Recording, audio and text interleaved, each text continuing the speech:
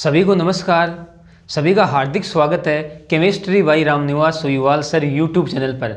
और हम अध्ययन कर रहे थे 12th साइंस की रसायन विज्ञान के लेसन नंबर 7 का, यानी पी ब्लॉक एलिमेंट्स का, पी खंड के तत्वों का।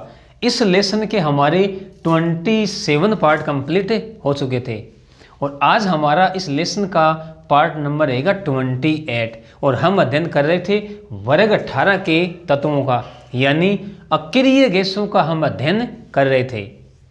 अक्रिय गैसों के सामान्य गुणधर्म और भौतिक गुणधर्मों की चर्चा हमने पिछले वीडियो में कर ली थी। आज इस पार्ट में हम अक्रिय गैसों के रासायनिक गुणधर्मों की चर्चा करेंगे, तो आप लगातार मेरे साथ अंत तक बने रहिए। वीडियो को आप एंड तक ज़रूर देखें। यानी इस आज के वीडियो की हमारी हेडिंग क्या रहेगी? अक्रिय गैसों के रासायनिक गुणधर्म। अक्रिय गैसों के रासायनिक गुणधर्म, या अपन कह सकते हैं उत्कृष्ट गैसों के रासायनिक गुणधर्म। देखो, हमें पता है कि अक्रिय गैसें सामान्यतया बहुत कम क्रियाशील होती हैं। हम क्या कहेंगे? सामान्यतया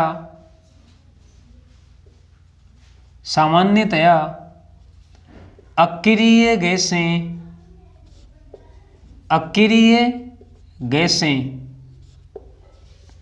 बहुत कम क्रियाशील होती हैं। बहुत कम क्रियाशील होती हैं।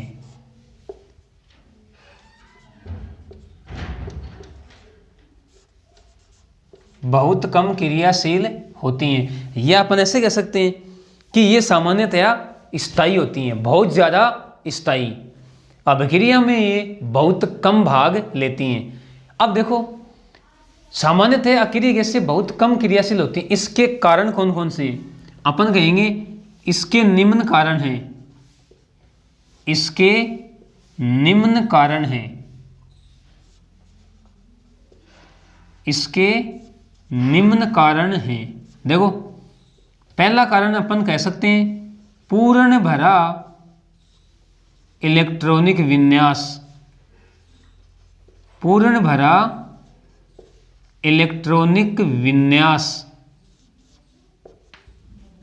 पूर्ण भरा इलेक्ट्रॉनिक विन्यास, यानी इसमें हम कह सकते हैं कि अक्रिय गैसों के संयोजी कोश का पूर्ण भरा इलेक्ट्रॉनिक विन्यास होता है।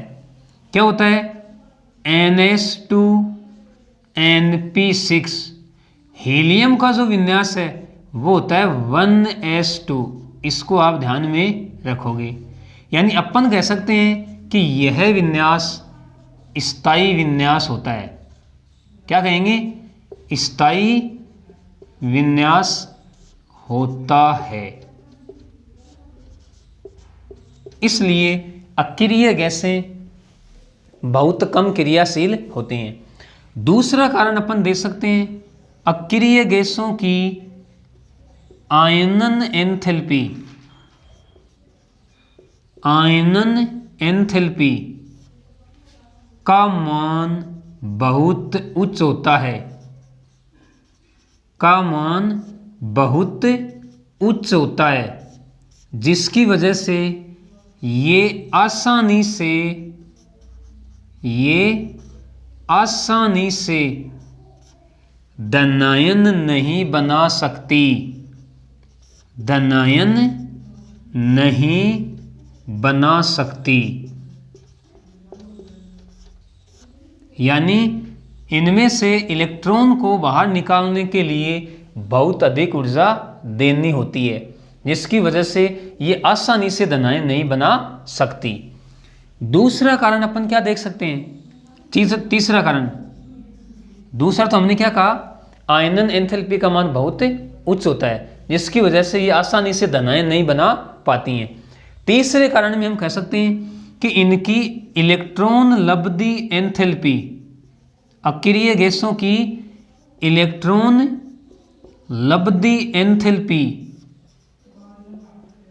के मान उच्च धनात्मक होते हैं, उच्च धनात्मक होते हैं, जिसकी वजह से ये आसानी से ऋणायन नहीं बना सकती, ये आसानी से ऋणायन नहीं बना सकती, आसानी से ऋणायन नहीं बना सकती, आसानी से ऋणायन नहीं बना सकती। तो देखो 3 कारण मैंने आपको बताए अक्रिय गैसों की बहुत कम क्रियाशीलता के। पहला कारण क्या बताया, इनका संयोजी कोश का पूर्ण भरा इलेक्ट्रॉनिक विन्यास होता है NH2NP6। हीलियम का संयोजी कोश का विन्यास होता है 1s2, यानी ये भी एक पूर्ण भरा विन्यास है, स्थायी विन्यास होता है। दूसरा कारण हमने देखा कि इनकी आयनन एंथैल्पी का मान बहुत उच्च होता है, जिसकी वजह से ये आसानी से धनायन नहीं बना सकती। तीसरा कारण हमने देखा कि इनकी इलेक्ट्रॉन लब्धि एंथैल्पी के मान उच्च धनात्मक होते हैं, जिसकी वजह से ये आसानी से ऋणायन नहीं बना सकती। ओवरऑल अपन ये कह सकते हैं कि अक्रिय गैस से ना तो धनायन बना सकती हैं आसानी से, ना ही ऋणायन, और इनका विन्यास क्या होता है, स्थायी। और अभिक्रियाओं में क्या होता है, अभिक्रियाओं में या तो आयनिक बंध का निर्माण होता है, धनायन और ऋणायन मिलकर आपस में आयनिक बंध का निर्माण करते हैं, या फिर इलेक्ट्रॉनों की साझेदारी से सहसंयोजी बंध का निर्माण होता है। और इन तीनों ही कामों में से अक्रिय गैसें बहुत कम क्या होती हैं, क्रियाशील, यानी ना तो ये धनायन बना रही हैं और ना ये ऋणायन बना रही हैं, और ना ये इलेक्ट्रॉनों का साझा करती हैं। ना तो इनकी इलेक्ट्रॉन देने की प्रवृत्ति होती है और ना ही इनकी इलेक्ट्रॉन ग्रहण करने की प्रवृत्ति होती है। इसलिए हम कह सकते हैं कि अक्रिय गैसें बहुत कम क्रियाशील होती हैं। ये अपन ऐसे कह सकते हैं कि अक्रिय गैसें बहुत ज़्यादा स्थायी होती हैं। ये बात तो हुई इनकी बहुत कम क्रियाशीलता की। और अब हम बात करते हैं कि कुछ अक्रिय गैसें यौगिकों का निर्माण करती हैं। क्या कहेंगे, कुछ अक्रिय गैसें यौगिकों का निर्माण करती हैं। और देखो किस प्रकार से ये यौगिकों का निर्माण करती हैं। तो सबसे पहले नील बर्टलेट नामक वैज्ञानिक आया था, नील बर्टलेट। अब ध्यान से समझना आप, देखो हम क्या कहेंगे कि 1962 की बात है। 1962 में नील बर्टलेट नामक वैज्ञानिक, नील बर्टलेट नामक वैज्ञानिक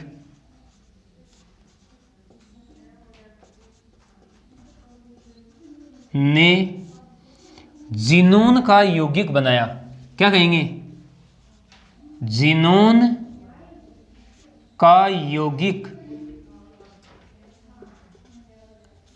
बनाने में सफलता प्राप्त की, बनाने में सफलता प्राप्त की, सफलता प्राप्त की। यानी सबसे पहले जीनोन अक्रिय गैस का यौगिक बनाया गया। किसके द्वारा बनाया गया, नील बर्टलेट नामक वैज्ञानिक के द्वारा। कब, 1962 में। अब देखो नील बर्टलेट वैज्ञानिक ने किस प्रकार से जीनोन का पहला कंपाउंड बनाया। नील बर्टलेट वैज्ञानिक अध्ययन कर रहा था O2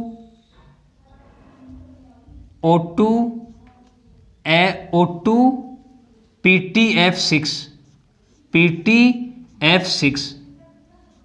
माइनस, यानी इस कंपाउंड को बना रहा था कौन, नील बर्टलेट नामक वैज्ञानिक। यह लाल रंग का यौगिक है, लाल रंग का यौगिक। इस पर अध्ययन करते हुए नील बर्टलेट ने देखा कि यहाँ पर O2 की जो प्रथम आयनन एंथैल्पी है वो होती है 1175 किलो जूल पर मोल। यानी अगर इतनी ऊर्जा O2 को दे दी जाए तो O2 का धन आयन बन जाता है और इससे इलेक्ट्रॉन बाहर निकल जाता है। यानी ये जो ऊर्जा है ये है O2 की प्रथम आयनन एंथैल्पी, प्रथम आयनन एंथैल्पी। यानी इस यौगिक का निर्माण करते हुए, या अपन कह सकते हैं कि इस पर रिसर्च करते हुए नील बर्टलेट ने देखा कि अगर जीनोन की जो प्रथम आयनन एंथैल्पी है वो होती है 1170 किलो जूल पर मोल। यानी अगर इतनी ऊर्जा जीनोन को दे दी जाए तो जीनोन का भी क्या बन जाएगा, धनायन बन जाएगा। यानी ये ऊर्जा क्या है, ये है जीनोन की प्रथम आयनन एंथैल्पी। ध्यान से समझना आप, प्रथम आयनन एंथैल्पी।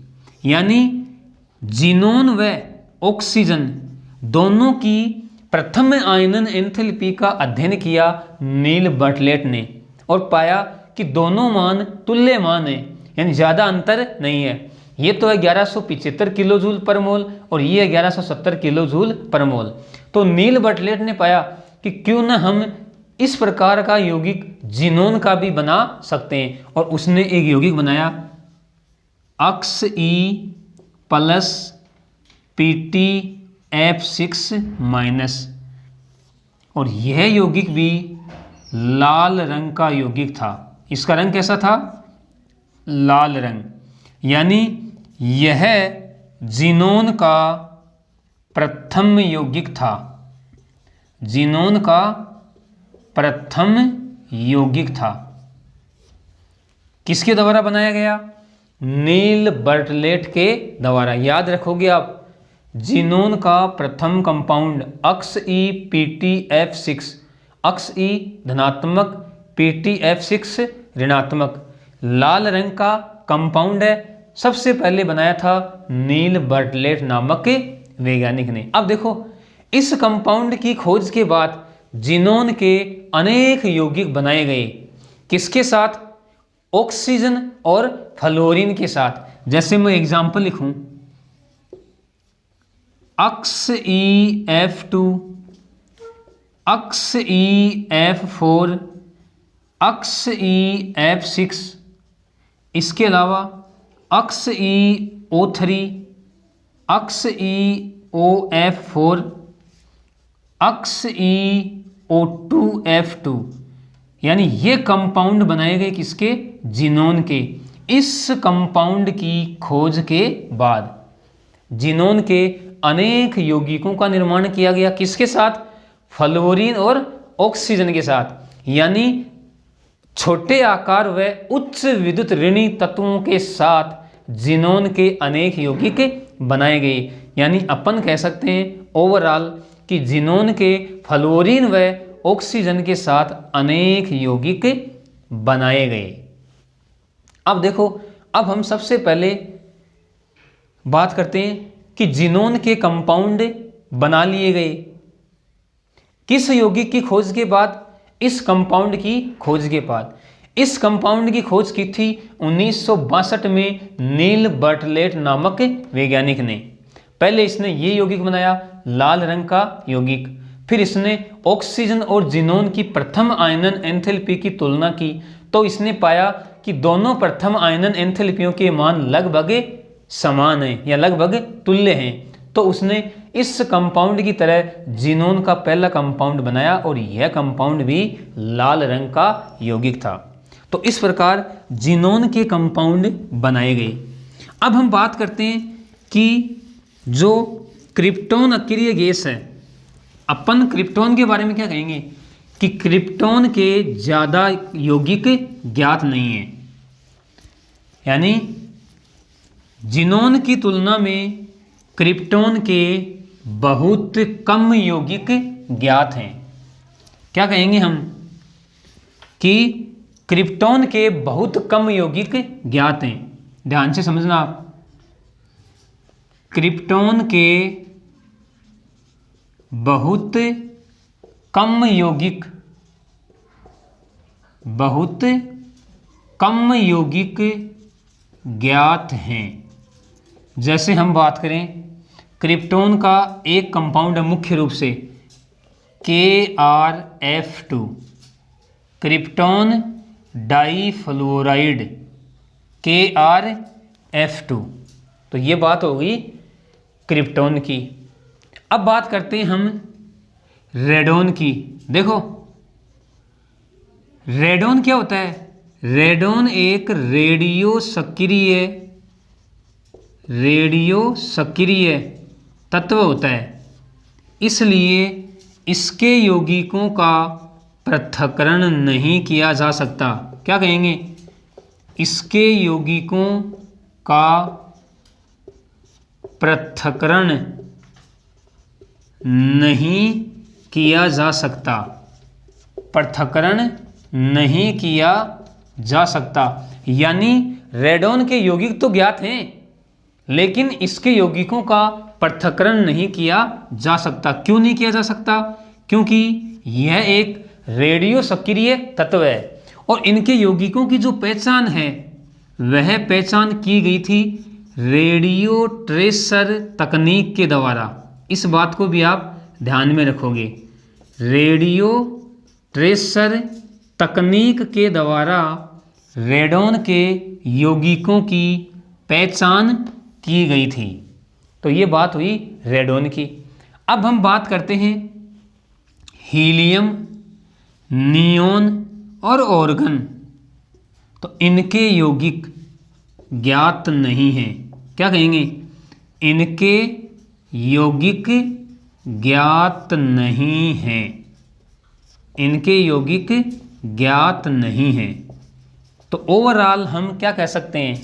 हम कह सकते हैं कि केवल क्रिप्टोन व जिनोन, क्रिप्टोन के तो कुछ ही यौगिक ज्ञात हैं। यहाँ पर मैंने एग्जाम्पल के रूप में लिखा है KrF2। जिनोन के यौगिक ज्ञात हैं, वो भी फ्लोरीन और ऑक्सीजन के साथ। रेडोन एक सक्रिय तत्व है, रेडियो सक्रिय तत्व है, तो इसके यौगिकों का पृथक्करण नहीं किया जा सकता। इनके यौगिकों की जो पहचान है वह रेडियो ट्रेसर तकनीक के द्वारा की गई। और हीलियम, नियोन और ऑर्गन, इनके कोई भी यौगिक ज्ञात नहीं है। तो अब हम सबसे पहले पढ़ेंगे जिनोन के यौगिक। हमारे सिलेबस में केवल जिनोन के यौगिक हैं, फ्लोरीन के साथ और ऑक्सीजन के साथ।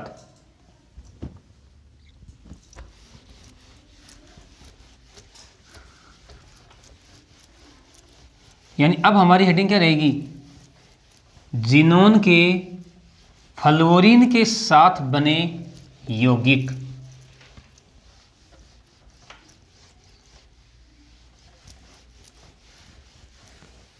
जिनोन के फ्लोरीन के साथ बने यौगिक। जिनोन के फ्लोरीन के साथ बने यौगिक, के साथ बने यौगिक।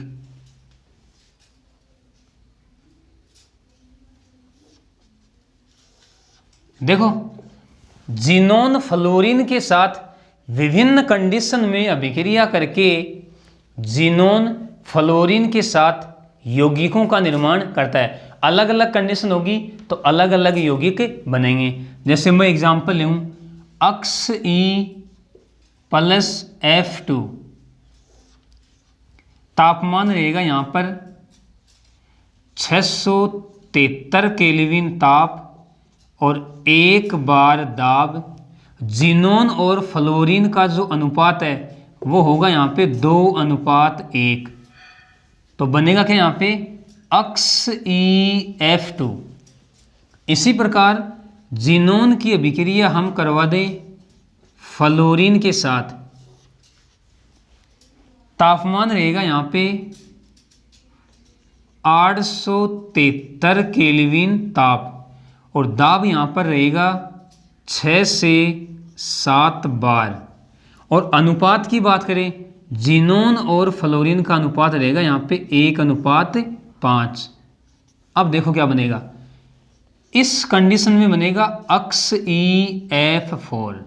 यही कहा मैंने कि अलग अलग कंडीशन में अलग अलग यौगिक का निर्माण होगा।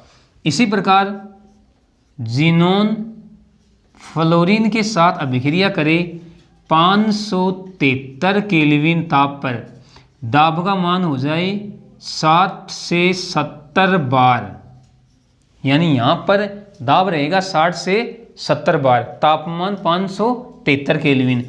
अनुपात की बात करें तो यहाँ पे अनुपात होगा 1:20। तो यहाँ पर बनेगा XeF6। इस प्रकार ज़ीनोन फ्लोरीन के साथ यौगिकों का निर्माण करता है। अब देखो, अगर हम XeF4 की अभिक्रिया ध्यान से समझना, XeF4 की अभिक्रिया 143 केल्विन ताप पर O2F2 के साथ करवाने पर XeF6 का निर्माण होता है।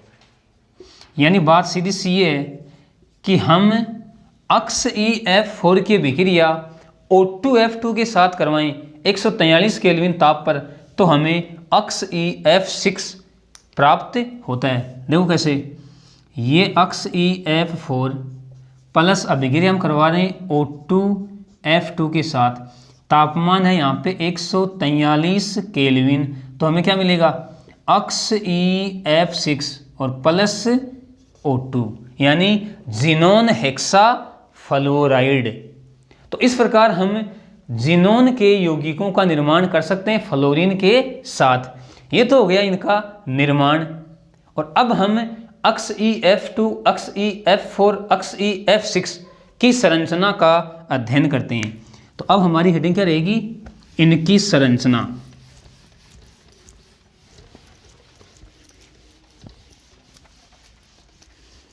देखो संरचना इंपॉर्टेंट है इनकी।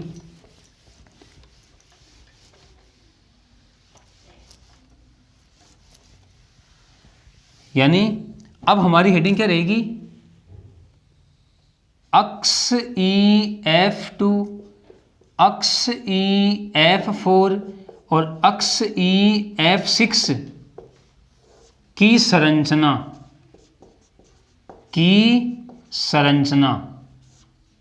देखो पहले हम बात करते हैं XeF2 की संरचना की। अब देखो आप, हम इनकी संरचना बताते हैं VSEPR सिद्धांत के आधार पर। यानी बॉन्ड पेयर और लोन पेयर इस प्रकार से व्यवस्थित रहते हैं कि उनके मध्य न्यूनतम प्रतिकर्षण बल लगे। तो देखो ज़ीनोन के संयोजी कोष में 8 इलेक्ट्रॉन होते हैं, 8 में से 2 तो बंध में भाग ले रहे हैं। इसका मतलब ज़ीनोन के पास 6 इलेक्ट्रॉन शेष हैं। 6 इलेक्ट्रॉन का मतलब 3 एकाकी इलेक्ट्रॉन युग्म। अब देखो इसकी संरचना मैं बना रहा हूं। इसकी संरचना किस प्रकार से बनती है, केंद्रीय परमाणु है ज़ीनोन, ये लो। 2 तो क्या है बॉन्ड पेयर, ये लो तल के ऊपर और नीचे। और 3 क्या बताया मैंने इसमें, एकाकी इलेक्ट्रॉन युग्म। इस प्रकार से 3 एकाकी इलेक्ट्रॉन युग्म उपस्थित रहते हैं। एक एकाकी इलेक्ट्रॉन युग्म ये, एक एकाकी इलेक्ट्रॉन युग्म ये और एक एकाकी इलेक्ट्रॉन युग्म ये। यानी अपन कह सकते हैं कि तल में तो क्या होते हैं 3 एकाकी इलेक्ट्रॉन युग्म, और तल के ऊपर और तल के नीचे क्या होते हैं 2 बॉन्ड पेयर। तो इसकी संरचना की बात करूं तो देखो संरचना में केवल बॉन्ड पेयर हम काउंट करते हैं, यानी इसकी संरचना है रेखीय। और अगर संकरण की बात करूं मैं तो इसमें संकरण होता है sp3d। इस बात को आप ध्यान में रखोगे। दूसरी बात करूं मैं अक्स EF4 की संरचना, अक्स EF4 की संरचना। देखो जिनोन के संयोजी कोष में 8 इलेक्ट्रॉन है, 8 में से 4 भाग ले रहे हैं। इसका मतलब जिनोन के पास 4 इलेक्ट्रॉन शेष हैं। 4 इलेक्ट्रॉन का मतलब 2 लोन पेयर, 2 एकाकी इलेक्ट्रॉन युग्म। अब बना रहा हूं मैं इसकी संरचना। देखो अक्स EF4 की संरचना कैसी होती है। केंद्रीय परमाणु है जिनोन, ये तो रहा जिनोन, 4 हैं इसमें बॉन्ड पेयर, ये रहे 4 इसमें बॉन्ड पेयर, और 2 क्या हैं लोन पेयर, तो ये रहे 2 इसमें लोन पेयर, ये लो। यानी ये संरचना कैसी है, ये संरचना है वर्ग समतलीय। क्या कहेंगे, वर्ग समतलीय। और अगर संकरण की बात करूं तो इसमें संकरण होता है sp3d2। ये संरचना हो गई हमारी अक्स EF4 की। अब देखो तीसरी मैं ले रहा हूं अक्स EF6 की संरचना। ध्यान से समझना भाई, जिनोन के संयोजी कोष में 8 इलेक्ट्रॉन होते हैं, हमें पता है 8 में से 6 तो बंद में भाग ले रहे हैं, यानी 2 इलेक्ट्रॉन शेष हैं, यानी एक एकाकी इलेक्ट्रॉन युग्म। अब देखो इसकी संरचना कैसी होती है, ध्यान से समझना आप। इसकी संरचना किस प्रकार होती है। केंद्रीय परमाणु है जिनोन, 6 तो क्या है बॉन्ड पेयर। तो पहले मैं बॉन्ड पेयर दिखा रहा हूं, ये लो,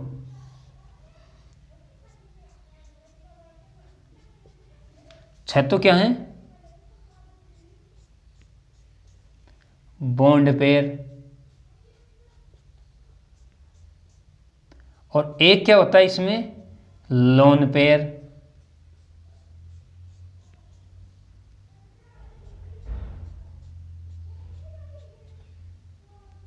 अब देखो यानी 6 तो क्या है बॉन्ड पेयर, यानी F F, यहां पर भी F, यहां पर भी F और यहां पर भी F। अब देखो ये संरचना तो क्या है, ये तो सममित अष्टफलकीय है, लेकिन यहां पर जिनोन के पास एक लोन पेयर भी होता है, और इस लोन पेयर को मैं यहां पर दिखा रहा हूं, ये लो।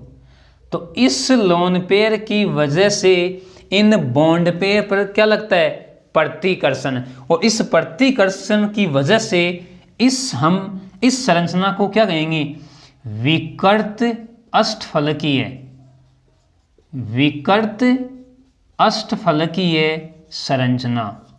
और अगर संकरण की बात करें तो इसमें संकरण होता है sp3d3, ये लो sp3d3। यानी बात सीधी सी है कि इस लोन पेयर की वजह से इसकी जो सममित संरचना है वो क्या हो जाएगी विकृत हो जाएगी, उसमें विकृति उत्पन्न हो जाएगी, यानी रेगुलर संरचना नहीं रह पाएगी। विकृति के कारण हम इसको विकृत अष्टफलकीय यानी अष्टफलकीय संरचना का बिगड़ा हुआ रूप, बात सीधी सी है। तो ये हो गई हमारी अक्ष EF2, अक्ष EF4, अक्ष EF6 की संरचना। तीनों संरचनाओं को आप अच्छे से याद रखोगे। अब हम बात करते हैं इन यौगिकों के गुणों की,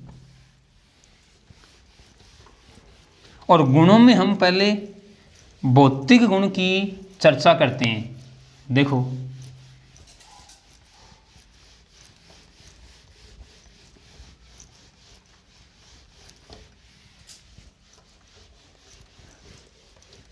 यानी अब हमारी हेडिंग क्या रहेगी अक्ष EF2, अक्ष EF4, अक्ष EF6 के गुण के भौतिक गुण।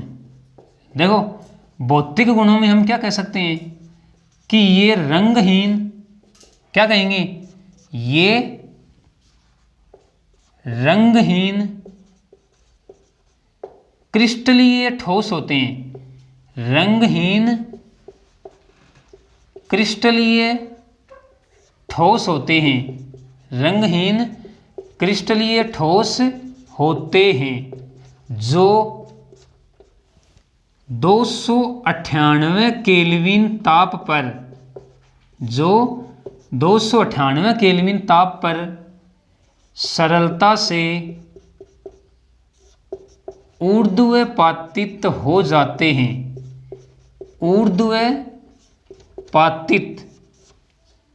ऊर्ध्वपातित हो जाते हैं। देखो ऊर्ध्वपातित का मतलब क्या हुआ कि ये ठोस अवस्था में होते हैं और 298 केल्विन ताप पर ये डायरेक्ट ठोस अवस्था से गैस अवस्था में आ जाते हैं। तो ये रंगहीन क्रिस्टलीय ठोस होते हैं जो 298 केल्विन ताप पर सरलता से ऊर्ध्वपातित हो जाते हैं। तो ये हो गए इन यौगिकों के भौतिक गुण। और अब हम इन यौगिकों के कुछ रासायनिक गुणधर्मों की चर्चा करते हैं। अब हम इन यौगिकों के रासायनिक गुणधर्मों की चर्चा करते हैं। यानी अब हमारी हेडिंग क्या रहेगी? रासायनिक गुणधर्म। देखो रासायनिक गुणधर्मों में हम सबसे पहले चर्चा करते हैं इनके जल अपघटन की। और क्या कहेंगे कि जल की थोड़ी सी मात्रा की उपस्थिति में इनका जल अपघटन हो जाता है। किस प्रकार से? देखो ये है अक्स EF2 2H2O। तो देखो क्या बनेगा 2 अक्स E, 2 अक्स E और 4F 4H यानी 4HF और साथ में O2। इसी प्रकार अपन अक्स EF4 की बात करें तो देखो 6F अक्स EF4 12H2O।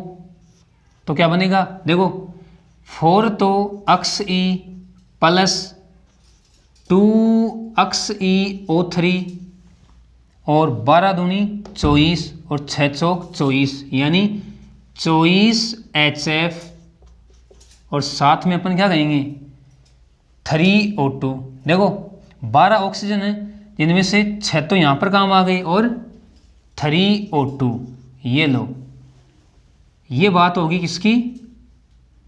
अक्स EF4 की। अब हम बात करते हैं अक्स EF6 की। देखो सबसे पहले हम इसका करवाएंगे आंशिक जल अपघटन। आंशिक जल अपघटन। देखो आंशिक जल अपघटन यानी ये रहा हमारा अक्स EF6। एक जल का अणु आएगा और क्या बनाएगा?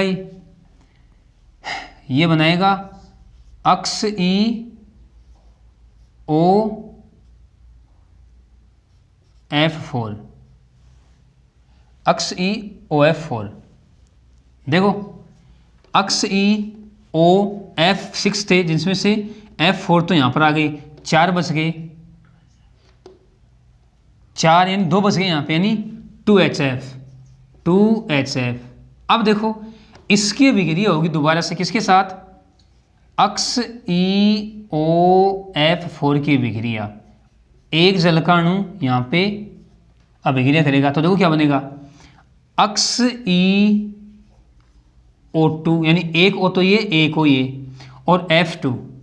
ये लो F2। अब देखो 2F बचे और 2H यानी 2HF यहाँ पर बाहर निकल गए। ये तो कब? जब हमने जिनोन हेक्साफ्लोराइड का क्या करवाया? आंशिक जल अपघटन। पहले एक जल का अणु तो बना अक्स EOF4 साथ में 2HF, फिर इसके विक्रिया दोबारा से जल के एक अणु के साथ होगी तो क्या बना? अक्स EO2F2 और साथ में 2HF। अब अगर हम बात करें इसके पूर्ण जल अपघटन की, पूर्ण जल अपघटन। देखो पूर्ण जल अपघटन अपन करवाएंगे तो अक्स EF6 प्लस 3H2O और देखो क्या बनेगा अक्स EO3 और साथ में 6H और 6F यानी प्लस 6HF। अब देखो अगर क्वेश्चन इस प्रकार पूछा जाए कि जिनोन हेक्साफ्लोराइड का जल अपघटन करवाइए तो हमें पूर्ण जल अपघटन करवाना है, क्योंकि अगर आंशिक जल अपघटन हमें पूछता है वो, तो हमें क्वेश्चन में दिया हुआ आएगा कि जिनोन हेक्साफ्लोराइड का आंशिक जल अपघटन करवाइए, या आंशिक जल अपघटन से क्या उत्पाद प्राप्त होता है। अगर क्वेश्चन में क्या हो कि जल अपघटन, तो हमें पूर्ण जल अपघटन ही करवाना है, इस बात का आप ध्यान रखोगे। तो ये तो हुआ जल अपघटन। और अब हम बात करते हैं कि जिनोन के जो यौगिक हैं अक्स EF2, अक्स EF4 और अक्स EF6, क्या कहेंगे कि ये यौगिक, ध्यान से समझना, ये यौगिक फ्लोराइड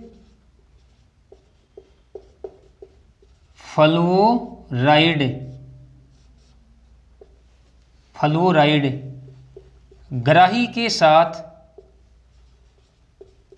फ्लोराइड ग्राही के साथ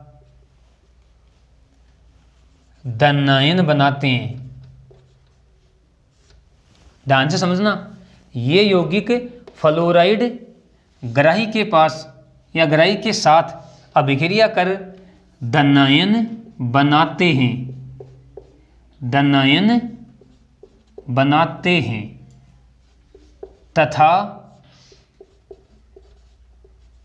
फ्लोराइड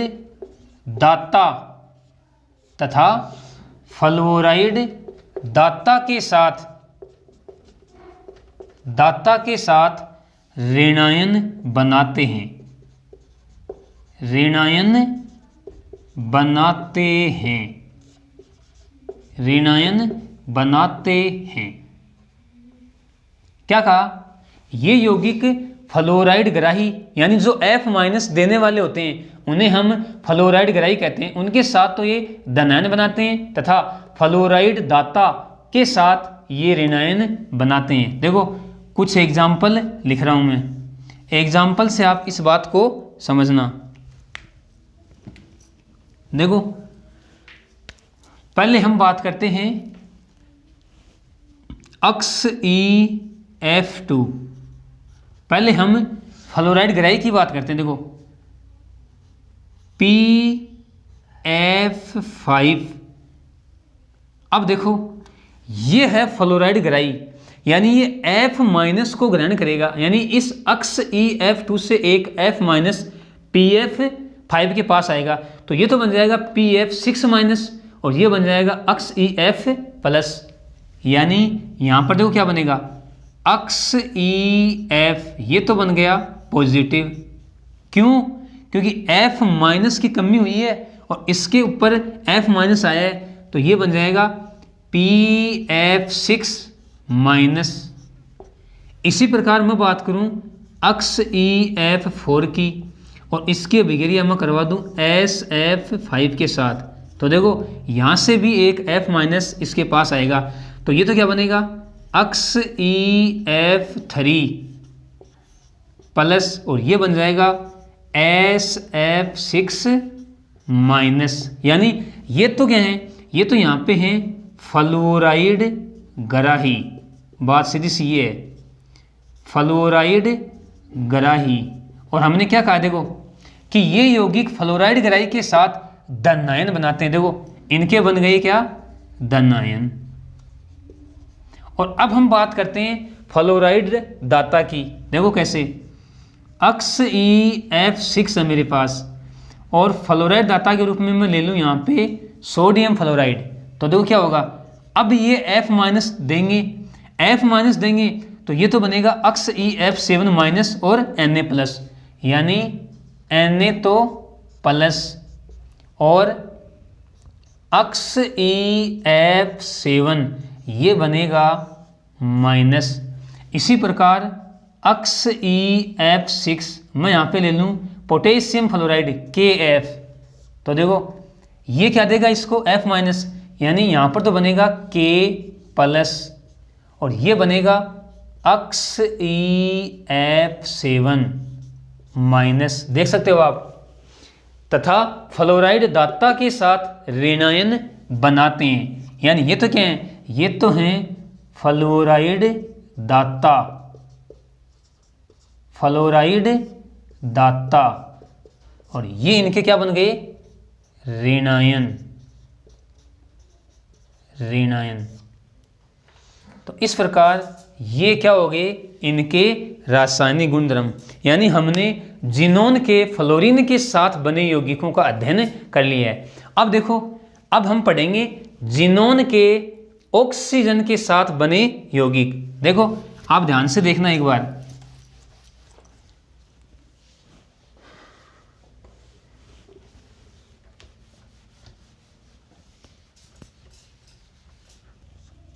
देखो अब हम जिनोन के ऑक्सीजन के साथ बने यौगिक देखते हैं। और देखो अभी हमने जो जिनोन के फ्लोराइड के साथ बने यौगिक थे उनकी हमने रासायनिक अभिक्रियाएं देखी थी जल अपघटन की। तो देखो यानी अपन जिनोन के फ्लोरीन के साथ बने यौगिकों का जल अपघटन करवा के हम जिनोन के ऑक्सीजन के साथ बने यौगिक प्राप्त करते हैं। देखो एक तो बना XeO3, XeF6H2।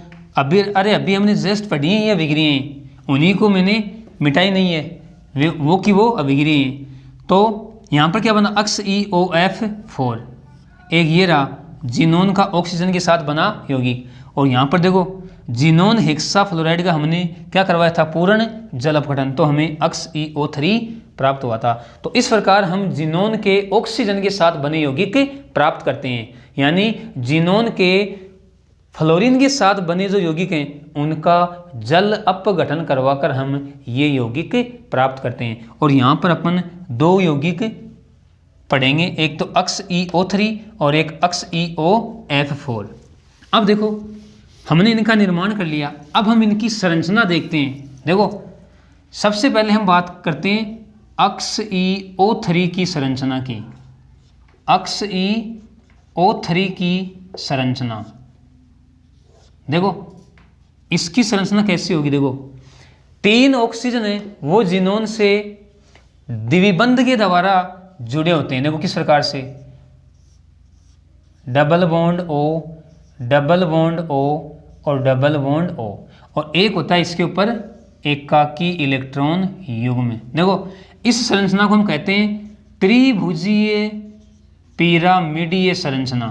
क्या कहेंगे, त्रिभुजीय पिरामिडीय संरचना, त्रिभुजीय पिरामिडीय संरचना, या हम इसे केवल पिरामिडीय संरचना भी कहते हैं। देखो पिरामिड है, ऊपर तो लोन पेयर है, तीनों जो ऑक्सीजन के साथ बने द्विबंध हैं वो एक पिरामिड का निर्माण कर रहे हैं। तो त्रिभुजीय पिरामिडीय संरचना। दूसरा जिनोन का ऑक्सीजन के साथ बना यौगिक कौन सा है, XeOF4। अब देखो इसकी संरचना किस प्रकार होती है। देखो 4 तो है इसमें फ्लोरीन, केंद्रीय परमाणु है जिनोन 1, 2, 3 और 4। देखो F, F, F और F। एक है ऑक्सीजन द्विबंध के द्वारा जुड़ा होता है, ये लो ऑक्सीजन, और एक है इसमें एकाकी इलेक्ट्रॉन युग्म, यानी इसे हम कहेंगे वर्गाकार समतलीय संरचना। क्या कहेंगे, वर्गाकार समतलीय संरचना। और अगर हम गुणों की बात करें तो XeO3 ये होता है रंगहीन, क्या कहेंगे, रंगहीन विस्फोटक, रंगहीन विस्फोटक ठोस पदार्थ होता है। और अगर हम XeOF4 की बात करें तो यह रंगहीन वाष्पशील द्रव होता है, वाष्पशील द्रव होता है। तो ये इसके गुण हो गए, यानी अपन कह सकते हैं कि XeO3 रंगहीन विस्फोटक ठोस पदार्थ होता है, XeOF4 रंगहीन वाष्पशील द्रव होता है। तो ये हो गए हमारे जिनोन के यौगिक, जिनोन के फ्लोरीन के साथ बने यौगिक और जिनोन के ऑक्सीजन के साथ बने यौगिक। अब हम अक्रिय गैसों के उपयोग देखते हैं कि अक्रिय गैसों के उपयोग कहाँ कहाँ होते हैं। तो अब हमारी हेडिंग क्या रहेगी, अक्रिय गैसों के उपयोग। ध्यान से समझना आप, देखो अक्रिय गैसों के उपयोग, अक्रिय गैसों के उपयोग। देखो पहले बात करते हैं हम हीलियम की। देखो हीलियम का उपयोग कहाँ होता है, एक तो अपन कहेंगे श्वसन सिलेंडरों में, श्वसन सिलेंडरों में। इसके अलावा अपन कहते हैं गुब्बारों में,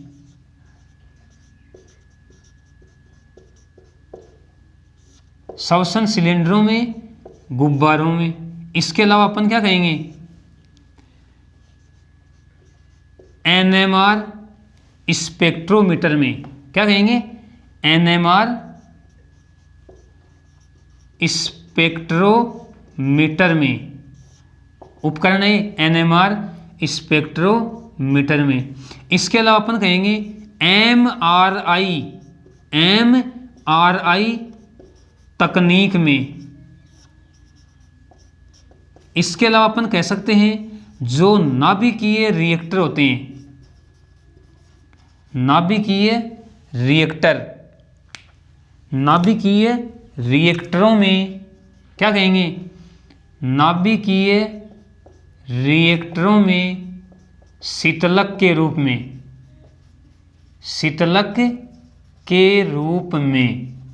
तो ये तो हो गए कुछ महत्वपूर्ण उपयोग हीलियम के। अब हम बात करें नियोन की। देखो नियोन के उपयोग अपन कह सकते हैं, एक तो विसर्जन लैंपों में, विसर्जन लैंपों में। इसके अलावा अपन कह सकते हैं जो प्रदीप्त बल्ब होते हैं, प्रदीप्त बल्ब, तो प्रदीप्त बल्बों में।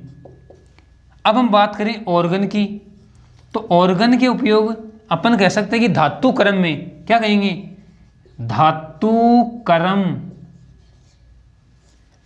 प्रक्रमों में अक्रिय वातावरण, धातु प्रक्रमों में अक्रिय वातावरण उत्पन्न करने में, धातुकर्म प्रक्रमों में अक्रिय वातावरण उत्पन्न करने में। और अब हम बात करें, देखो हीलियम के उपयोग देख लिए, नियोन के देख लिए और ऑर्गन के। अब हम बात करें क्रिप्टॉन और जीनोन के, तो हम क्या कहेंगे कि इनके कोई विशेष उपयोग नहीं है। इनके द्वारा कुछ विशेष प्रकार के, कुछ विशेष प्रकार के बल्ब बनाए जाते हैं, बल्ब बनाए जाते हैं। यानी सीधी सी बात यह है कि क्रिप्टॉन और जीनोन के कोई ज़्यादा विशेष उपयोग नहीं होते हैं। यानी क्रिप्टॉन और जीनोन के द्वारा कुछ विशेष प्रकार के बल्ब बनाए जाते हैं। तो अपन कह सकते हैं कि सबसे इम्पोर्टेंट यानी ज़्यादा महत्वपूर्ण कौन सी अक्रिय गैस है, हीलियम है। हीलियम सबसे ज़्यादा उपयोगी गैस है क्योंकि इसका उपयोग श्वसन सिलेंडरों में, गुब्बारों में, NMR स्पेक्ट्रोमीटर में, MRI तकनीक में, नाभिकीय रिएक्टरों में शीतलक के रूप में किया जाता है। नियोन की बात करें तो नियोन का प्रमुख उपयोग विसर्जन लैंपों में, प्रदीप्त बल्बों में। देखो एक उपयोग आप और लिख सकते हो हीलियम का, हवाई जहाज के टायरों में या वायुयान के टायरों में, क्योंकि हल्की होती है इसलिए इसका एक उपयोग आप और लिख सकते हो कि वायुयान के टायरों में।